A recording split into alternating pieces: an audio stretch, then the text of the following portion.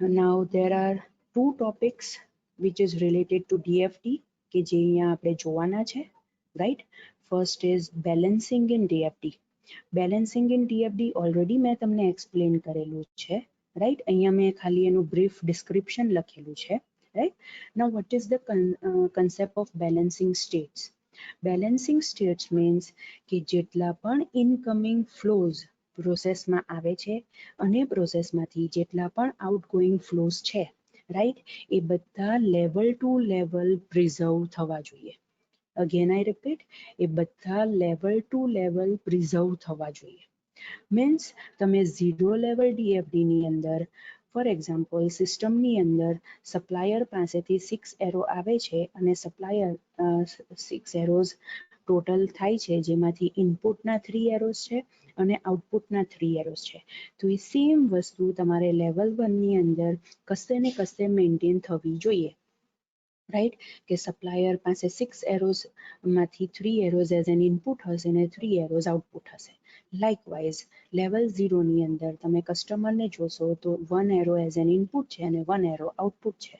Likewise અહીંયા level 1 ની અંદર પણ સેમ વસ્તુ પ્રિઝર્વ થવી જોઈએ. હવે ફોર એક્ઝામ્પલ, તમે આ સ્ટોક મેનેજમેન્ટ જે છે પ્રોસેસ નંબર 3, એનું તમે ફર્ધર રિફાઇનમેન્ટ કરો છો, દેટ ઇઝ એને લેવલ 2 પર લઈ જાઓ છો. તો લેવલ 2 ની અંદર સ્ટોક મેનેજમેન્ટની અંદર જેટલા પણ ઇનપુટ હશે અને સ્ટોક મેનેજમેન્ટ પ્રોસેસમાંથી જેટલા પણ આઉટપુટ જતા હશે, રાઈટ, એ બધી વસ્તુ તમારે મેન્ટેન કરવાની છે. મીન્સ એ જે ઇન્ફોર્મેશનનો ફ્લો છે, એ જે ડેટાનો ફ્લો છે, એ તમારે લેવલ ટુ લેવલ તમે ડીકમ્પોઝ કરો છો, then to you have to preserve those flows. This concept is known as balancing in DFT. Means તમે જે પણ ઇનકમિંગ ફ્લોઝ અને આઉટગોઈંગ ફ્લોઝ છે એ ડીકમ્પોઝિશન વખતે પણ તમે બેલેન્સ કરેલું છે, મીન્સ પ્રિઝર્વ કરેલું છે, right? So that is the concept of balancing in DFT, right? All right. Now another concept is logical and physical DFT, right?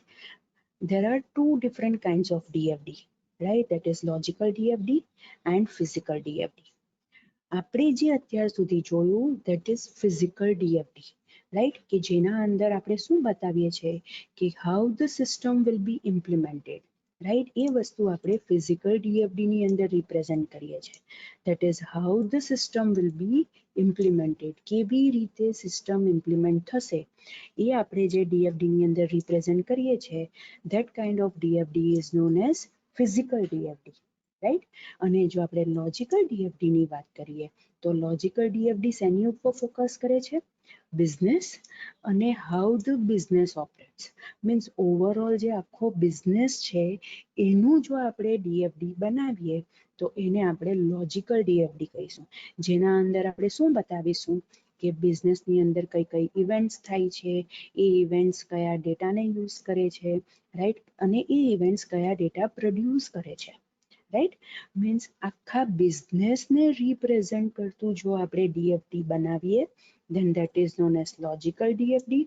અને જો આપણે એ પર્ટિક્યુલર બિઝનેસ માટે કોઈ સિસ્ટમ બનાવીએ છે અને એ સિસ્ટમ કેવી રીતે ઇમ્પ્લિમેન્ટ કરવાની છે એ રિપ્રેઝેન્ટ કરીએ છીએ, then that DFD is known as physical DFD. એટલે ઇન શોર્ટમાં આપણે એવી રીતે કહી શકીએ કે લોજિકલ ડીએફડી શું પ્રોવાઈડ કરશે? વોટ, કઈ વસ્તુ બનાવવાની છે, અને ફિઝિકલ ડીએફડી શું પ્રોવાઈડ કરશે? હાઉ, કેવી રીતે બનાવવાની છે, રાઈટ. આટલી વસ્તુ તમારે ધ્યાનમાં રાખવાની કે લોજિકલ ડીએફડી શું કહેશે? કયા બિઝનેસ માટે કઈ વસ્તુ બનાવવાની છે, અને ફિઝિકલ ડીએફડી શું કહેશે? કેવી રીતે એ વસ્તુ બનાવવાની છે, right? So you can say that DFD is categorized into two categories, that is physical and logical. Can I repeat? Logical DFD શેની ઉપર ફોકસ કરે છે? બિઝનેસ, અને બિઝનેસ કેવી રીતે ઓપરેટ થાય છે તે. મીન્સ એ બિઝનેસની અંદર કઈ કઈ ઇવેન્ટ્સ થાય છે અને એ ઇવેન્ટ્સ કયા ડેટાને યુઝ કરે છે અને કયા ડેટા એ પ્રોડ્યુસ કરે છે. અને ફિઝિકલ ડીએફડીની અંદર એ સિસ્ટમ આપણે કેવી રીતે ઇમ્પ્લિમેન્ટ કરીશું એ વસ્તુ આપણે રિપ્રેઝેન્ટ કરીએ છીએ, right. So this is logical DFD and physical DFD. Obviously એના એડવાન્ટેજીસ હશે લોજિકલ ડીએફડીના એડવાન્ટેજીસ શું હશે? જ્યારે પણ આપણે યુઝર સાથે કમ્યુનિકેટ કરવાનું હશે અને જો આપણી પાસે બિઝનેસ રિલેટેડ આખો ડાયાગ્રામ ડ્રો કરેલો હશે કે બિઝનેસ કેવી રીતે ઓપરેટ થાય છે, એના અંદર કઈ કઈ ઇવેન્ટ્સ આપણે કન્સિડર કરી છે, તો આપણે યુઝર સાથે કમ્યુનિકેટ કરવું ઇઝી રહેશે, બેટર કમ્યુનિકેશન થશે. બીકોઝ ડાયાગ્રામ થ્રુ આપણે કોઈ વસ્તુ રિપ્રેઝન્ટ કરીએ અને ખાલી બોલીને આપણે કોઈક વસ્તુ રિપ્રેઝન્ટ કરીએ તો આપણને પણ ખબર છે કે ડાયાગ્રામ થ્રુ આપણને જલ્દી સમજ પડશે, રાઈટ? એટલે first benefit of logical DFD is better communication with user. Second is more stable systems. જો આપણને ખબર હોય કે કયું બિઝનેસ કેવી રીતે ઓપરેટ કરે છે અને એ બિઝનેસની અંદર કઈ કઈ ઇવેન્ટ્સ જનરેટ થાય છે અને એ ઇવેન્ટ્સ કયા ડેટાને યુઝ કરશે અને કયા ડેટાએ પ્રોડ્યુસ કરશે, that is input and output. જો આપણને બિઝનેસ રિલેટેડ આટલું ડિટેલની અંદર જો આપણને ખબર હશે તો એના ઉપરથી આપણે જે સિસ્ટમ બનાવીશું એ મોર સ્ટેબલ સિસ્ટમ હશે. એના અંદર એટલા બધા એરર્સ, એટલા બધા ચેન્જીસ આવશે નહીં, રાઈટ? એટલે આપણે એમ કહી શકીએ કે એનાલિસ્ટે જો બિઝનેસને સમજવું હોય, રાઈટ, તો જો એ પર્ટિક્યુલર બિઝનેસ માટે લોજિકલ ડીએફડી ડ્રો કરશે તો એનાલિસ્ટ ઇઝી મેનરની અંદર કોઈ પણ બિઝનેસને સમજી શકશે, રાઈટ? સો એ વસ્તુ તમારે અહીંયા કન્સિડર કરવાની છે કે લોજિકલ ડીએફડી થી આ બેનિફિટ પણ થશે. Another is flexibility and maintenance. Obviously આપણે ઘણી વખત ડિસ્કસ કર્યું છે કે જ્યારે પણ આપણે સિસ્ટમના મેન્ટેનન્સની વાત કરીએ, રાઈટ, તો સિસ્ટમમાં કેમ વધારે મેન્ટેનન્સ કરવું પડે છે? બીકોઝ પહેલેથી આપણને જેના રિલેટેડ આપણે સિસ્ટમ ડેવલપ કરવા માંગીએ છીએ એના રિલેટેડ એટલો આઈડિયા હોતો નથી. અને જો આપણને આઈડિયા નહીં હોય, ઇટ મીન્સ રિક્વાયરમેન્ટ્સ ક્લિયર નહીં હોય, તો આપણે વ્યવસ્થિત કોઈ પણ સિસ્ટમ બનાવી શકીએ નહીં. અને જો આપણે વ્યવસ્થિત નહીં બનાવીશું તો ઓબ્વિયસલી સિસ્ટમ ફ્લેક્સિબલ પણ નહીં હશે, મીન્સ એ ચેન્જીસને એટલા ઇઝીલી એડપ્ટ નહીં કરી શકશે અને એની સાથે સાથે મેન્ટેનન્સ પણ વધારે આવશે. અને જો મેન્ટેનન્સ વધારે આવે છે ઇટ મીન્સ કે એમાં કશે ને કશે લૂપહોલ્સ રહી ગયા હશે તો જ આપણે એને મેન્ટેન કરવાની ટ્રાય કરીએ છીએ, રાઈટ? એટલે જ્યારે આપણે લોજિકલ ડીએફડી ડ્રો કરીશું ઇટ મીન્સ પહેલેથી આપણે બધી સિસ્ટમની અંદર, બિઝનેસની અંદર કેવી રીતે ઓપરેટ કરે છે, શું થાય છે, એ બધી વસ્તુ જો આપણને પહેલેથી ખબર હશે, રાઈટ, તો આપણી સિસ્ટમ ફ્લેક્સિબલ હશે અને મેન્ટેનન્સ પણ ઇઝીલી થઈ જશે. And the last benefit is elimination of redundancy and easier creation of physical model. Obviously, જો આટલું ડિટેલમાં આપણે કોઈ પણ બિઝનેસ રિલેટેડ ડાયાગ્રામથી રિપ્રેઝન્ટ કરીએ છીએ તો એના અંદર રિડન્ડન્સી, દેટ ઇઝ ડુપ્લિકેશન, આપણે એલિમિનેટ કરીશું, મીન્સ ડુપ્લિકેશન નહીં થાય એનું ધ્યાન રાખીશું. અને ડીએફડી પરથી, લોજિકલ ડીએફડી પરથી જે આપણે ફિઝિકલ મોડેલ બનાવવા માંગીએ છીએ એ પણ આપણે ઇઝી ક્રિએટ કરી શકશું. બીકોઝ આપણને ખબર હશે કે બિઝનેસની અંદર કઈ ઇવેન્ટ પછી કઈ ઇવેન્ટ થાય છે. ફોર એક્ઝામ્પલ, આઇટમ પરચેસ કર્યા પછી જ આપણે રિટર્ન કરીશું, no doubt it is a general thing, પણ એ ઇવેન્ટ એક પછી એક કયા સિક્વન્સમાં થાય છે એ આપણને ઇઝી ખબર પડશે, રાઈટ? અને એના ઉપરથી આપણે ફિઝિકલ મોડેલ પણ ઇઝી મેનરની અંદર ક્રિએટ કરી શકીશું, right? So this are the benefits of logical DFD. Obviously physical ડીએફડીના પણ એડવાન્ટેજીસ હશે, રાઈટ? ફર્સ્ટ કે ડિટેલ ડિસ્ક્રિપ્શન આપણને ખબર પડે છે કે આપણા સિસ્ટમની અંદર કઈ વસ્તુ મેન્યુઅલ હશે અને કઈ વસ્તુ ઓટોમેટેડ હશે. બીકોઝ આપણે આપણા ડીએફડીની અંદર મેન મશીન બાઉન્ડ્રી થ્રુ આપણે એ વસ્તુ રિપ્રેઝન્ટ કરીએ છીએ કે આપણી સિસ્ટમની અંદર કેટલી વસ્તુ મેન્યુઅલ થશે અને કેટલી વસ્તુ ઓટોમેટેડ થશે, રાઈટ? એટલે ફિઝિકલ સ્ટ્રેટેજી છે કે આપણને ડિટેલ્ડ ડિસ્ક્રિપ્શનની સાથે ડિટેલ્ડ મેનરની અંદર ખબર પડશે કે કઈ વસ્તુ હ્યુમન બીંગ કરશે અને કઈ વસ્તુ સિસ્ટમ એની જાતે કરી લેશે, right? Another thing is that જે આપણે ફિઝિકલ ડીએફડીની અંદર, રાઈટ, વધારે પડતા ડિટેલની અંદર પ્રોસેસને ડિફાઇન કરીએ છીએ, રાઈટ? લેવલ 0 પર ખાલી એક સિસ્ટમ બનાવીએ છીએ, લેવલ 1ની અંદર એને ફર્ધર રિફાઇન કરીએ છીએ મેઇન પ્રોસેસીસની અંદર, અને પછી લેવલ 2ની અંદર એ જે ઇન્ડિવિજ્યુઅલ પ્રોસેસીસ છે રાઈટ, એને આપણે ફર્ધર રિફાઇન કરીએ છીએ અને એના પછી પણ લેવલ 3 ની અંદર જો રિફાઇન કરવાની જરૂર પડે છે લેવલ 2 ની કોઈ પ્રોસેસને, તો એને પણ આપણે ફર્ધર રિફાઇન કરીએ છીએ. મીન્સ એકદમ ડેપ્થની અંદર, રાઈટ, ડિટેલ્ડ મેનરની અંદર બધી જ પ્રોસેસીસને આપણે ડિફાઇન કરીએ છીએ વિધિન ફિઝિકલ ડીએફડી. એટલે એનાથી આપણને આપણી સિસ્ટમને ઇમ્પ્લિમેન્ટ કરવામાં બેનિફિટ થશે, બીકોઝ આપણને ખબર પડશે કે સિસ્ટમની અંદર કયા સિક્વન્સની અંદર કઈ પ્રોસેસ થાય છે, કયા સિક્વન્સની અંદર એને કન્સિડર કરવાની છે, right, because sequence of processes obviously it depends on the sequence of flow of data. કયા ફ્લોની અંદર ડેટા આપણી સિસ્ટમની અંદર ફ્લો થશે, કઈ જગ્યા પરથી કઈ જગ્યા પર જશે, રાઈટ, એ ડિટેલ્ડ મેનરની અંદર આપણને ખબર પડશે with the help of physical DFD. એટલે પ્રોસેસનું સિક્વન્સ, એનો પ્રિસાઇઝ ઓર્ડર, એ પણ આપણને ખબર પડશે ઇમ્પ્લિમેન્ટેશન કરતી વખતે, રાઈટ. અનધર એડવાન્ટેજીસ કે ઘણા ડેટા સ્ટોર્સ ટેમ્પરરી હશે, એ પણ આપણને ખબર પડશે. અને ફાઇલ નેમ્સ છે, ડેટાબેઝના ટેબલ્સના નેમ છે, પ્રિન્ટઆઉટ છે, એના એ બધી રિયલ કઈ કઈ વસ્તુ આપણને જોઈશે એ બધી વસ્તુ આપણે અહીંયા સ્પેસિફાઈ કરીશું. ફોર એક્ઝામ્પલ, ઘણી વખત એવું થાય કે આપણે જ્યારે રિપોર્ટ્સ જનરેટ કરવા હોય ને ત્યારે આપણને એકચ્યુઅલ ડેટા સ્ટોરની સાથે મીન્સ એકચ્યુઅલ ટેબલ્સની સાથે કોઈક ટેમ્પરરી ટેબલની પણ જરૂર પડે કે જેમાં આપણે બીજા બધા ટેબલમાંથી ડેટા લાવી શકીએ અને એ ટેબલ પરથી, દેટ ઇઝ ટેમ્પરરી ટેબલ પરથી આપણે રિપોર્ટ જનરેટ કરી શકીએ. બીકોઝ ઘણી વખત એવું થાય કે 3 ટેબલ્સ, 4 ટેબલ્સ, ઇવન 10 ટેબલ્સને જોઈન્ટ કરીને પણ આપણે કોઈક રિપોર્ટ જનરેટ કરવો પડે, right.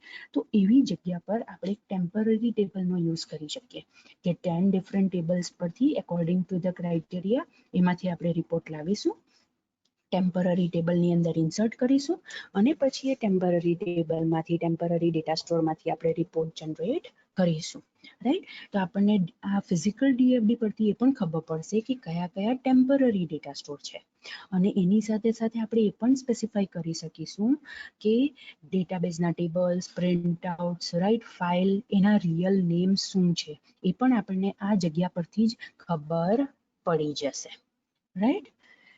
And the last advantage is આપણે જો આપણી સિસ્ટમની અંદર, રાઈટ, મોનિટરિંગનો કન્સેપ્ટ એડ કરીશું, રાઈટ, તો શું થશે, આપણે એન્શ્યોર કરી શકીશું કે જેટલી પણ પ્રોસિજર્સ આપણે ફોલો કરી છે એ બધી પ્રોપરલી ફોલો થાય છે, right. For example, there are requirements or validations of the data to be met.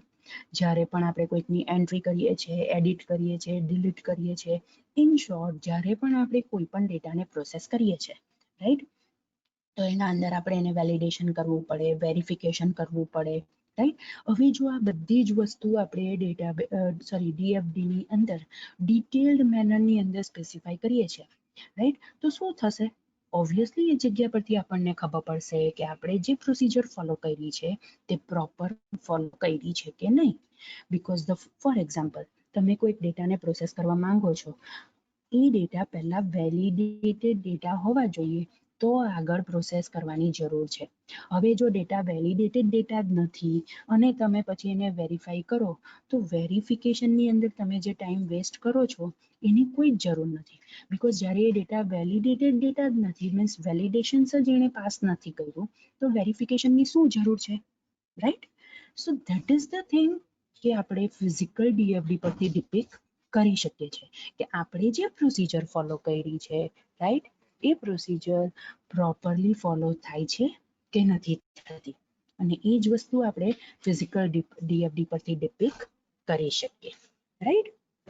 So this are the advantages of physical DFD. એ ડીએફડી કે જે આપણે એકચ્યુઅલી અત્યાર સુધી ડ્રો કર્યા છે, રાઈટ.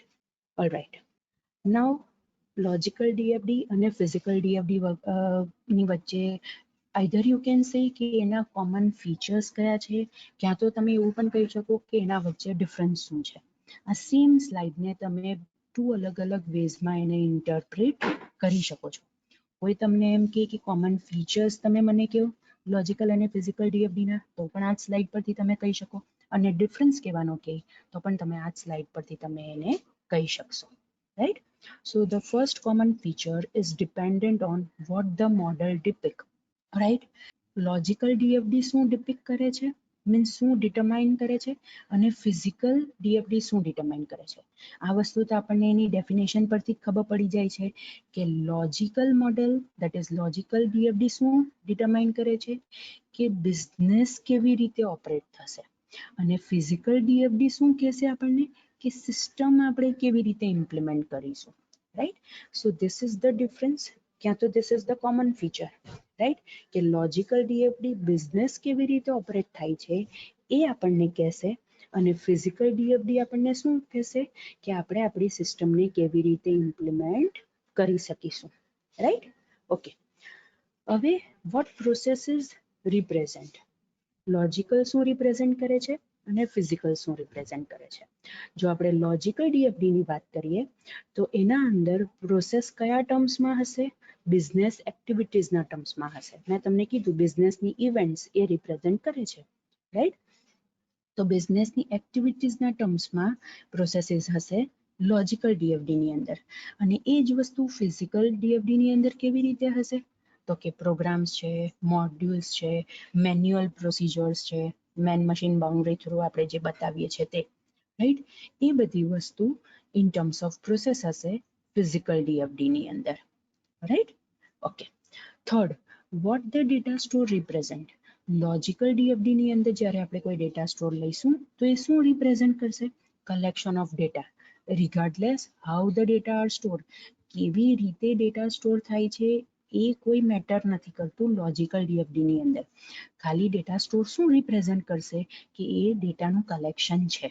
પણ જો ફિઝિકલ ડીએફડીની વાત કરીએ તો એ બધી ડેટા સ્ટોર શું રિપ્રેઝેન્ટ કરે છે, either it can be physical files, database, manual files. Right. આ બધી જ વસ્તુ ફિઝિકલ ડીએફડીની અંદર એઝ અ ડેટા સ્ટોર તરીકે તમે યુઝ કરી શકો, because the name is data store. હું તમને એને ટેબલ્સની સાથે એટલા માટે કમ્પેર કરવાનું કહું છું because you are use to with the word that is table. Right. બાકી તમે ડેટા સ્ટોર કરવા માટે તો કોઈ ટેક્સ્ટ ફાઇલ પણ યુઝ કરી શકો, મેન્યુઅલ મસ્ટરમાંથી પણ તમારે એન્ટ્રી કરવાની હોય, અને ડેટાબેઝના ટેબલ પણ હોઈ શકે. રાઈટ. એટલે જો લોજિકલ ડીએફડીની વાત કરીએ તો એમાં data store is just considered as a collection of data. પણ જો તમે ફિઝિકલ ડીએફડીની વાત કરો, જે આપણે અત્યાર સુધી ડ્રો કર્યા છે, તો એના અંદર તમે ડેટાબેઝ પણ કન્સિડર કરી શકો, ફિઝિકલ ફાઇલ્સ પણ કન્સિડર કરી શકો, અને મેન્યુઅલ ફાઇલ્સ પણ કન્સિડર કરી શકો. રાઈટ. હવે કયા ટાઈપ્સ ઓફ ડેટા સ્ટોર હશે, if V consider types of data store. Right. તો એ શું ડિટરમાઇન કરશે, shows the data store representing permanent data collection. Means એવા ડેટા સ્ટોર હશે કે જે પરમેનન્ટ ડેટા કલેક્શન આપણને રિપ્રેઝેન્ટ કરશે. પણ જો ફિઝિકલ ડીએફડીની અંદર આપણે વાત કરીએ તો એમાં માસ્ટર ફાઇલ હશે, ટ્રાન્ઝેક્શન ફાઇલ હશે. It means any processes that operate at two different times must be connected by the data store. Right. Master file હોય, it means કે for example customer master, supplier master, that are the master file. Transaction file means કે જ્યારે તમે કોઈ પ્રોડક્ટને cell કરો છો, right, કોઈ પ્રોડક્ટ પરચેસ કરો છો, તો એના રિલેટેડ ઇન્ટરમીડિયેટ જે ઇન્ફોર્મેશન્સ બધી આપણે ડિસ્પ્લે સ્ટોર કરીશું, they are known as transition file or a transaction file. Right. તો એ વસ્તુ તમારે અહીંયા ફિઝિકલ ડીએફડીની અંદર કન્સિડર કરવાની છે, દેટ કયા કયા ટાઈપના ડેટા સ્ટોર હોઈ શકે, દેટ ઇઝ માસ્ટર ફાઇલ્સ પણ હોઈ શકે અને ટ્રાન્ઝિશન ફાઇલ્સ પણ હોઈ શકે. ઇન શોર્ટ, જ્યારે બે પ્રોસેસીસ ડિફરન્ટ ટાઈમ્સ પર ઓપરેટ થશે, ડિફરન્ટ ટાઈમ્સ પર એક્ઝિક્યુટ થશે, અને એ બેને તમારે કનેક્ટ કરવી હોય તો તમે ડેટા સ્ટોરથી એને કનેક્ટ કરી શકો. Right. And the last feature કે જે તમારે કન્સિડર કરવાનો છે that is system controls. Right. Logical ડીએફડીની અંદર એ શું રિપ્રેઝેન્ટ કરશે, બિઝનેસ કંટ્રોલ્સ એ રિપ્રેઝેન્ટ કરશે, અને ફિઝિકલ ડીએફડીની અંદર it shows controls for validating input data, for obtaining the records, providing output from the particular process. In short, કોઈ પણ વસ્તુ તમે ડેટા રિલેટેડ જો ઇમ્પ્લિમેન્ટ કરવા માંગતા હોય, દેટ ઇઝ સિક્યોરિટી, સિસ્ટમની સિક્યોરિટી છે, ક્યાં તો કોઈ રેકોર્ડનું સ્ટેટસ છે, ઇનપુટ ડેટા છે, આઉટપુટ ડેટા છે, એના ઉપરના વેલિડેશન્સ છે, વેરિફિકેશન્સ છે. રાઈટ. આ બધી જ વસ્તુ તમે ફિઝિકલ ડીએફડી ની અંદર એઝ અ કંટ્રોલ્સ મીન્સ તમે કઈ કઈ વસ્તુને કંટ્રોલ કરશો એ વસ્તુ તમે અહીંયા કન્સિડર કરી શકો, right. So you can see there are 5 different design features કે જે તમારે લોજિકલ ડીએફડી અને ફિઝિકલ ડીએફડી ની અંદર કન્સિડર કરવાના છે કે જેના ઉપરથી તમે ડિફરન્સ પણ લખી શકશો between logical DFD and physical ડીએફડી અને એના ઉપરથી તમને કોમન ફીચર્સ પણ ખબર પડશે કે કયા કયા કોમન ડિઝાઇન ફીચર્સ છે કે જે લોજિકલ ડીએફડી અને ફિઝિકલ ડીએફડી બેઉની અંદર તમારે કન્સિડર કરવાના છે, right. So students, this is about the topic that is logical DFD and physical DFD, right? So from my end આજના લેક્ચરનું અહીંયા કમ્પ્લીટ થાય છે. તમને કોઈ ડાઉટ હોય તો તમે મને પૂછી શકો છો, નહીતર પછી આપણે આપણો લેક્ચર અહીંયા એન્ડ કરીશું.